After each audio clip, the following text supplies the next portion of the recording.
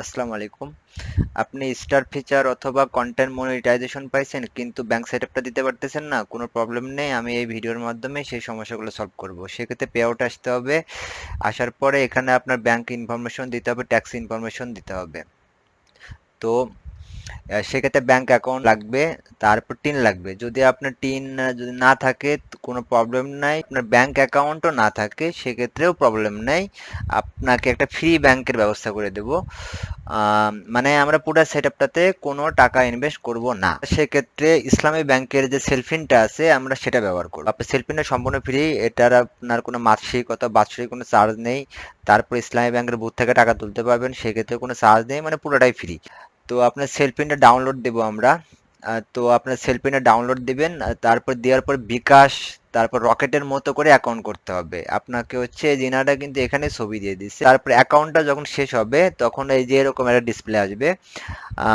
তারপরে আপনাকে কার্ডে আসতে হবে। আসার পরে এখানে আপনি একটা ব্যাংক অ্যাকাউন্ট পাবেন, তারপর কার্ডেরও ইনফরমেশন পাবেন। তো আপনি সেই কার্ডটা ইচ্ছা করে ব্যবহার করে কিন্তু অনলাইনে বিভিন্ন জায়গায় কিন্তু পেমেন্ট করতে পারবেন, শুধু বাংলাদেশের ভিতরে। আর হচ্ছে তারপরে আপনার কিন্তু অ্যাকাউন্ট নাম্বার কিন্তু হয়ে গেল। এখন আপনার বিদেশে যখন আপনি কোনো ব্যাংক অ্যাকাউন্ট অ্যাড করবেন তখন আপনাকে শিপ কোডটা দিতে হবে। তো শিপ কোড, ইসলামী ব্যাংকের শিপ কোড যদি লেগে সার্চ করি, ইসলামী ব্যাংক বাংলাদেশ লিমিটেড, তাই শিপ কোডটি দিলাম।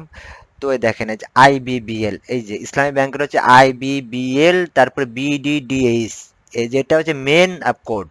এখন তার সাথে আসবে যে ব্রাঞ্চের যে কোডটা, নিয়ারেস্ট আপনার যে ইসলামী যে ব্যাংক আছে, তো সেখানে যে আপনি জিজ্ঞেস করবেন যে আপনাদের শিপ কোডটা কত, মানে আপনাদের যে ব্রাঞ্চটার। তো সেক্ষেত্রে ওনারা কিন্তু বলেই দেবে। আর তাছাড়াও আপনি ইসলামী ব্যাংকে যে হেল্পলাইনে ফোন দিতে পারবেন। ফোন দিয়ে ওই যে আপনার আপনার যে লোকেশন, আপনার আপনার লোকেশনে যে ব্যাংকটা আছে সেখানকার শিপ কোডটা কত, ওটা কি 110 না 115 না 120। তো আপনার হচ্ছে আইবিবিএল বিডিডিএস এর সাথে তারপর সেই কোডটা আপনি যোগ করতে হবে, সেটা এখন 110। আর আপনি সরাসরি যদি আপনার এই কোডটাও দিয়ে দেন কোনো প্রবলেম হবে না।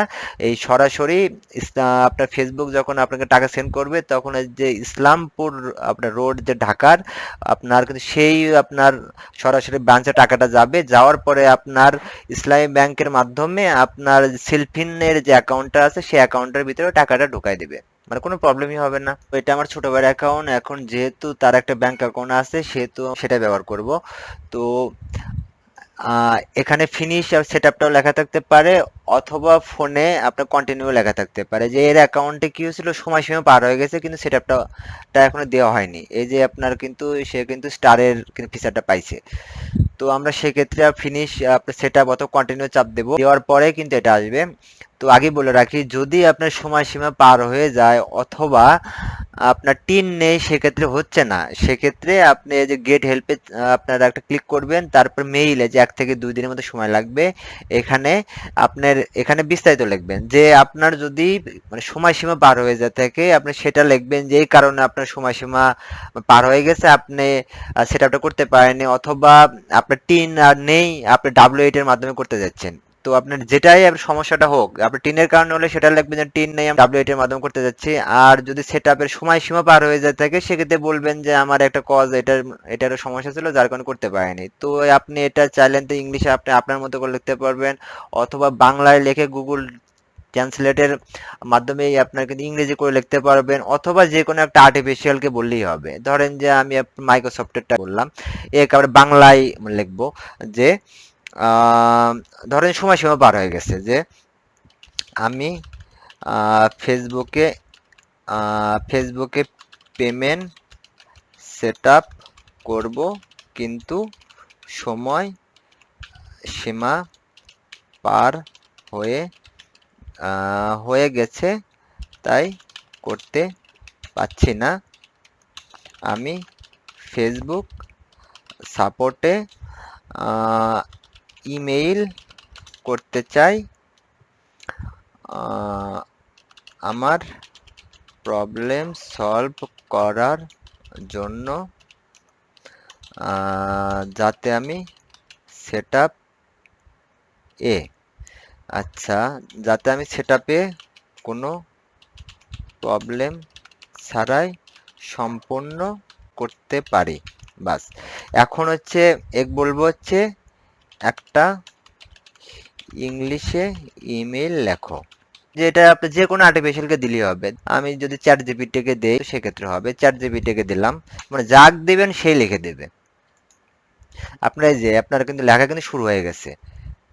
এই দেখেন এর লেখা কিন্তু শুরু হয়ে গেছে, আপনার কিন্তু এও কিন্তু লেখছে।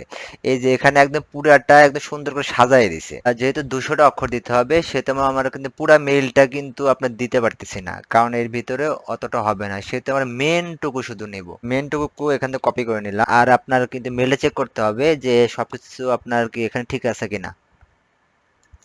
আচ্ছা, এটা আগে দিয়ে দেখি যে কি হয়। সম্পূর্ণটা কিন্তু হয়নি। একে বললাম যে আরো একটু ছোট করে লেখো,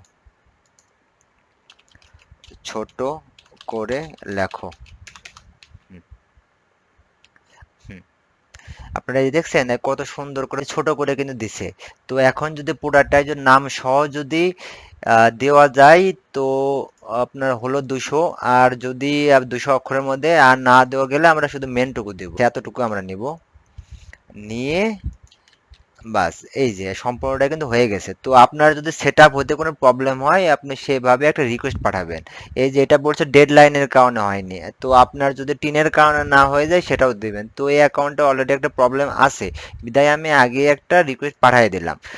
তো আপনার হচ্ছে মোটামুটি 24 ঘন্টার মধ্যে সময় লাগবে, আপনার সমস্যা সলভ হয়ে যাবে। মানে আপনার যদি সেটআপে কোনো প্রবলেম হয়ে থাকে যে এই যে তাড়াতাড়ি করুন, না করলে প্রবলেম, এই প্রবলেম সেই প্রবলেম, আসলে বাস্তবে কোনো প্রবলেমই না। যেটাই প্রবলেম হবে তার একটা কিন্তু সলিউশন কিন্তু আছেই। আপনার এই যে ইনবক্সে এখন এই যে ফেসবুকের সাথে আপনি কন্ট্যাক্ট করতে পারবেন। এই যে ফেসবুক আপনি মেসেজ দিবে, আপনি ফেসবুকে মেসেজ দিবেন, সেইভাবে কন্ট্যাক্ট ফেসবুকের সাথে কন্টিনিউ কিন্তু হতেই থাকবে। তো শেষ। আমরা এখন যে নেক্সটে যাব। আপনার এই যে ফার্স্ট নেম যে লেখা আছে সেখানে নামের আপনার প্রথম অংশটা দিতে হবে, তারপর লাস্ট যে নেম আছে সেখানে আপনার লাস্ট অংশটা দিতে হবে। আর আপনার ডেট অফ যে বার্থে এখানে জন্ম তারিখ দিতে হবে, এবং যে ইনফরমেশনগুলো দিবেন সেটা ন্যাশনাল আইডি কার্ডের সাথে মিলে দিবেন। এবং সেম ইনফরমেশনগুলো যে ব্যাংকেও থাকে, না হলে ব্যাংকে একটা নাম এখানে একটা নাম, তখন একটা প্রবলেম হয়। তো আপনার দেওয়ার পরে তারপর নেক্সটে আমি ক্লিক করলাম, তারপর বাংলাদেশ তো আসি। আর বিজনেস, বিজনেস কিন্তু এলএলসি, যেমন আপনি যদি বিদেশে কোনো কোম্পানি এলএলসি করেন সেক্ষেত্রে এলএলসি, তারপর পার্টনারশিপ, আপনার কিন্তু এগুলোও কিন্তু আপনার রেজিস্ট্রেশন করা। তো আমরা যেহেতু একটা ব্যক্তি, আমরা সে কিন্তু দিব হচ্ছে ইন্ডিভিজুয়াল। তারপর দেওয়ার পরে নেক্সট এটা ক্লিক করব। তারপরে দেখেন ফার্স্ট নেমে, ফার্স্ট নেম, তারপর মিডল নেমে আমরা কিছুই করব না, তারপর লাস্ট নেমে নামের অংশটা দেওয়া আছে, জন্ম তারিখ, জন্ম তারিখ দেওয়া আছে, তারপর এখানে যে অ্যাড্রেসটা লেখা আছে সেখানে আপনার ঠিকানা দিতে হবে, তারপর সিটি দিতে হবে, আপনার শহর, তারপরে স্টেট, যেমন আমাদেরটা রাজশাহী ডিভিশন, আপনারটা হয়তো বা হতে পারে ঢাকা ডিভিশন, মানে আপনার বিভাগ যেটা সেটা দিতে হবে। তারপর পোস্ট কোড, ইউনিয়ন পরিষদের যে কোডটা সেটা দিতে হবে, তারপর ফোন নাম্বার দিতে হবে, তারপরে আপনার এখানে মেইল অ্যাড্রেসটা দিতে হবে, তারপরে যে টিন, তারপর ভ্যাট যে আছে সেখানে আমরা কোনো ক্লিকই করব না। তো আপনার টিনে যদি আপনার টিন যদি থাকে তো দিবেন, আর না থাকলে এখানে কিছুই করার দরকার নাই। আমরা শুধু ওই যে ফেসবুকের যে মেটা পলিসি যে আমরা মানলাম সেটাই এখানে একটা ক্লিক করব। তবে নেক্সট বাটন আসলে ভালো, না আসলে টিন আইডির এখানে আমরা ন্যাশনাল আইডি কার্ডের নাম্বারটা দিয়ে দেব, দিয়ে নেক্সট এটা ক্লিক করব। তারপরে যে এখানে ছিল ব্যাংকের যে ইনফরমেশনটা দেওয়া, তো আমি অলরেডি ব্যাংক ইনফরমেশনটা দিছি। ব্যাংকের ইনফরমেশন এখানে আপনার নাম আর শিফট কোড যেটা আপনার দেখালাম, আর আপনার শিফট কোড আপনি না জানলে আপনার যে ব্যাংক তাদের যে হেল্পলাইনে ফোন দিবেন, না হলে ব্যাংকে ভিজিট করবেন, যে বলবেন যে ব্যাংকের শিফট কোডটা কত। তো কোড দিলাম, তারপর ব্যাংক অ্যাকাউন্ট দিলাম। আর আপনি যদি আপনি সেলফিনে যদি অ্যাকাউন্টটা করে থাকেন তাহলে সেলফিনের যে অ্যাকাউন্ট নাম্বার, আর হচ্ছে তারপর ইসলামী ব্যাংকের যে কোডটা, যে আগে শিফট কোডটা দেখলাম সেটা দিয়ে দিবেন। তারপরে আপনার কনফার্মে আসলাম। আসার পরে ট্যাক্স ইনফরমেশন, এই যে ট্যাক্স ইনফরমেশন আমরা এবারে দিব। কন্টিনিউ টু রাজীব, যেহেতু অ্যাকাউন্টের নামটা রাজীব। আপনার এই যে এটা হচ্ছে W8 এর যে ফর্মটা, যখন আমি ফ্রিল্যান্সিং করি 2012 সালে, তখন আমরা যে W8 এর যে ফর্মটা ছিল ওখান থেকে ফর্মগুলো ডাউনলোড করে নাম ঠিকানা এগুলো সব কিছু পূরণ করে দিতাম, কিন্তু এখন এগুলো ডিজিটাল হয়েছে, দেখেন ফর্ম একদম কত সুন্দর। তো এই যে আপনার এখানে ইন্ডিভিজুয়াল আছে, তারপরে বলছে যে আপনি আর ইউ মানে আমেরিকান সিটিজেন কিনা, আর না, আমরা আমেরিকান সিটিজেন না, সেহেতু নোতে আপনি ক্লিক করলাম। তারপরে action immediately agent other receiving payment behind another person, এখানেও নোতে ক্লিক করব, তারপরে নেক্সটে ক্লিক করব। তারপরে আপনার সিটিজেন, আমরা বাংলাদেশের সিটিজেন, বাংলাদেশ দিয়ে দিলাম। তারপরে টিন, আমরা আগে কিন্তু এই যে এখানে ন্যাশনাল আইডি কার্ডটা দিছিলাম, ন্যাশনাল আইডি কার্ড দেওয়ার অর্থই ছিল সেই স্টেপটা পার হওয়ার জন্য। তো এখানে নেক্সটে আপনার ক্লিক করব। তারপরে অ্যাড্রেস সবকিছু ঠিক আছে, নেক্সটে আপনি ক্লিক করলাম। তারপরে দেখেন সবকিছু ওকে, নেক্সটে ক্লিক করলাম। এখন আসলো হচ্ছে provide your service 0% service physical, হ্যাঁ, আর 100% সার্ভিস ফিজিক্যাল। আচ্ছা, আমরা ফার্স্ট এটা ক্লিক করব। আমরা 0% আপনি ফিজিক্যালি সার্ভিস দিই। তারপর নেক্সটে ক্লিক করলাম। তারপর ট্যাক্সের যে ইনফরমেশনটা, এখানে আপনার ফর্মে সিগনেচার দিতে হবে, এমডি রাজীব হোসাইন, তারপর আজকের ডেট দিয়ে নেক্সটে ক্লিক করলাম। এই যে W8 এর ফর্মটা সম্পূর্ণ ফিল হয়ে গেছে। আপনি ইচ্ছা করলে চেকিং দিতে পারেন যদি কোনো প্রবলেম থাকে, আর প্রবলেম না থাকলে সাবমিটে চাপ দিলাম, কমপ্লিট, তারপর ডান। এই যে ভেরিফাই কিন্তু হয়ে গেছে, মানে কোনো প্রবলেম নেই, মিশন কমপ্লিট। আপনাদের যাদের ইস্যু আছে অথবা প্রবলেম সলভ করতে পারতেছেন না, সেই ক্ষেত্রে সাপোর্টের যে কন্ট্যাক্ট ইনফরমেশনটা দিছিলাম ওনাদের সাথে কন্ট্যাক্ট করে তারপর সেটআপটা দিতে পারেন অথবা সরাসরি দিতে পারেন।